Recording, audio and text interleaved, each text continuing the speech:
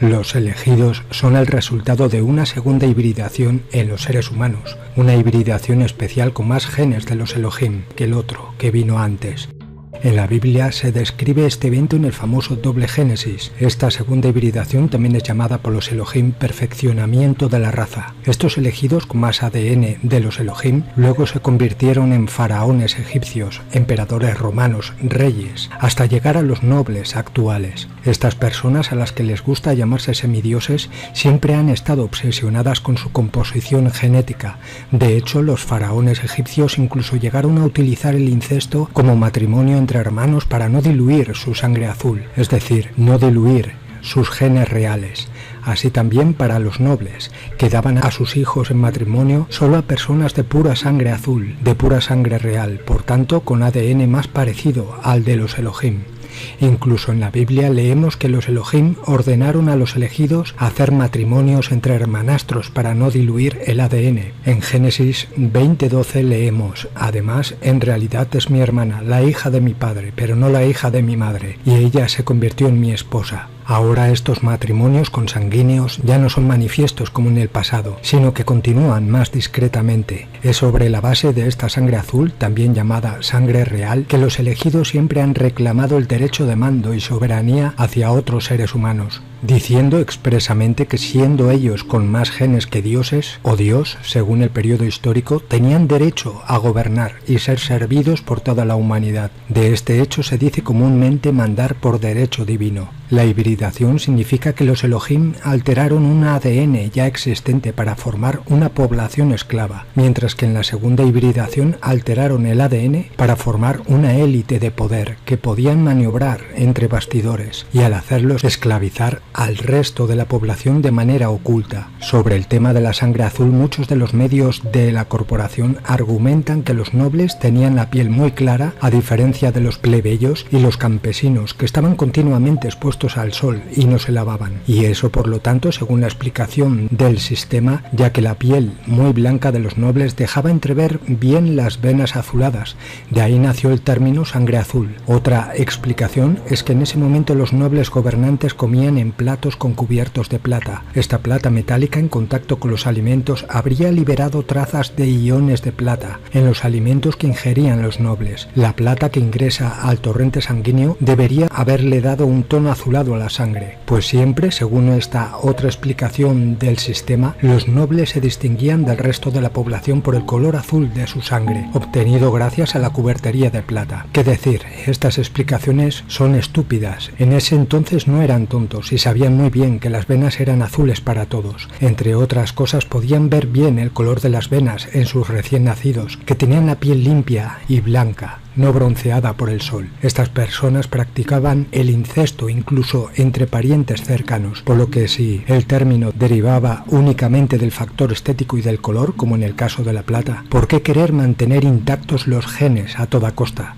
Es decir, mantener puro el ADN y la sangre hasta el punto de que sus hijos se aparen incestuosamente, haciéndolos incluso casarse entre hermanos, como en el caso de los faraones. Si esta sangre se obtenía comiendo con cubiertos de plata, habría sido suficiente para los nobles hacer que sus hijos comieran con cubiertos de plata sin recurrir al incesto. Es obvio que lo que les interesaba era mantener la genética pura de esa sangre, del ADN. Además, el término que se usó no solo fue sangre azul, sino que, como bien he explicado, también se usó el término sangre real, y este término no se puede explicar de ninguna manera con esos cuentos de hadas del sistema. Es increíble, los principales medios de comunicación siempre tienen alguna explicación loca que la masa se traga regularmente. Esta sangre azul les dio superioridad sobre los demás y por lo tanto querían y tenían que mantenerla pura. En el pasado, los elegidos, para controlar a las masas, usaban la religión del sistema. Con ella esclavizaban al humano y siempre gracias a ella conseguían matar, con la excusa de lo demoníaco, a todo aquel que tuviera un pensamiento espiritual diferente al que ordenara el sistema. Han logrado crear una población borrega y sumisa gracias a dogmas e inquisiciones. El cristianismo, por ejemplo, no es otra cosa que la religión sumeria con otros nombres, y así también todas las demás religiones, que no son otra cosa que la misma religión que Sumeria, pero con diferentes nombres. Ahora, en la actualidad, estos elegidos, antiguos faraones, reyes, etc., pertenecen a las familias millonarias del mundo, más ricas del planeta, y son los personajes que realmente controlan y mandan el mundo detrás de escena. También son definidos por muchos como la nobleza negra. Frente al pasado donde reinaban a la luz del sol, ahora han optado por un poder oculto, porque es mucho más productivo y duradero. De hecho, así no arriesgan nada, ya que en caso de una revuelta u otra, solo corren peligro los títeres políticos, que no hacen más que obedecer las órdenes de los elegidos. Aunque en la televisión parezcan estar peleando, en realidad ambos bandos reciben órdenes de la misma élite de los elegidos. Su árbol genealógico se remonta a miles de años y se remonta a la civilización sumeria babilónica. Son el resultado de una segunda hibridación de una raza alienígena llamada Elohim, como lo demuestran los textos antiguos. Son muy cuidadosos en mantener su vínculo de sangre de generación en generación sin romperlo. Su poder radica en el control, especialmente en el económico. El dinero crea poder. Su filosofía y lema es que son semidioses. Su control apunta a poseer y mantener todos los bancos internacionales, el sector petrolero y todos los sectores industriales y comerciales más poderosos. Tienen el control de la política, los gobiernos y los organismos estatales y paraestatales. También en organismos internacionales, primero la ONU y luego el Fondo Monetario Internacional. Pero ¿cuál es el objetivo de los elegidos?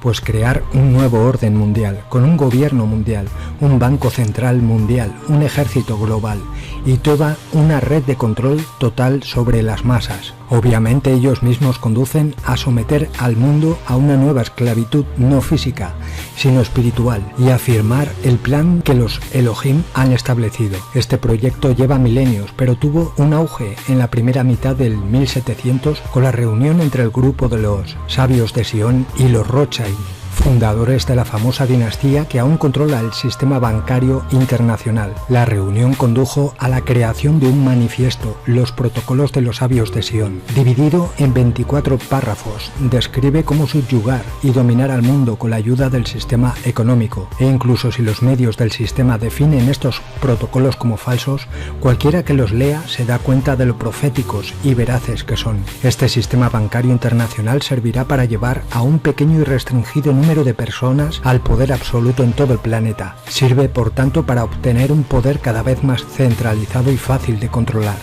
Los Elohim quieren que los elegidos esclavicen a la humanidad con deudas. Lo leemos muy bien en la Biblia, cuando en Deuteronomio 15:6 dice lo siguiente: Yahvé ordena a los israelitas lo siguiente: el Señor tu Dios te bendecirá como te lo prometió, y harás préstamos a muchas naciones, y nada tomarás prestado. Dominarás a muchas naciones, mientras ellas no te dominarán a ti. Tienen un plan muy concreto que llevan a cabo a pequeños pasos, precisamente para no despertar sospechas. Su estrategia es crear la división de las masas, paso fundamental en la política, en la economía, en lo social, con la religión, la invención de razas, etnias, etc., para desatar conflictos entre estados, para desestabilizar la opinión pública sobre los gobiernos, sobre la economía, e infundir miedo e inseguridad en la población, también llamado divide y vencerás, sobornar con dinero fácil ventajas, y luego chantajear a los políticos o a aquellos que ocupan una posición destacada dentro de un estado o un organismo estatal.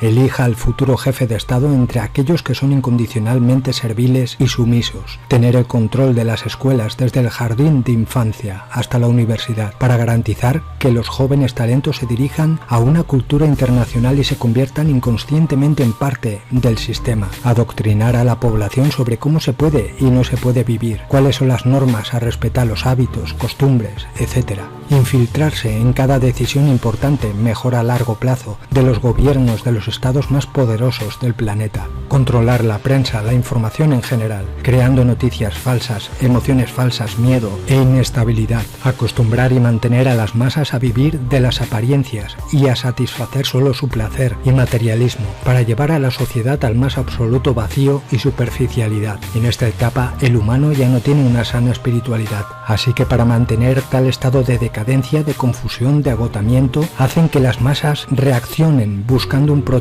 o benefactor a quien se sometan voluntariamente. Uno de sus últimos objetivos es chipear a la población para manipular su pensamiento y comportamiento, además de facilitar su identificación y localización. Todo ello con la excusa de la seguridad personal. En la práctica utilizan la táctica problema, reacción, solución. Evidentemente no podían pensar en lograr sus objetivos solos. Tenían y necesitaban una estructura operativa, compuesta por organizaciones o personas que ejercen el poder y operan más o menos conscientemente en la misma dirección. Su estrategia se basó en dos pilares: el poder del dinero. Crearon y controlaron el sistema bancario internacional, la disponibilidad de personas de confianza obtenida a través del control de sus sociedades secretas. Los elegidos y quienes con ellos controlan estas empresas son despiadados, practican ritos y sacrificios hacia sus dioses. En el pasado, como está escrito en la Biblia y otros libros sagrados, estos sacrificios humanos o animales eran al aire libre, mientras que hoy en día los ritos y sacrificios se realizan en secreto, lejos de las miradas indiscretas. Es también gracias a las prácticas y rituales ocultos hacia los dioses controladores que los elegidos son capaces de manipular e influenciar a las masas.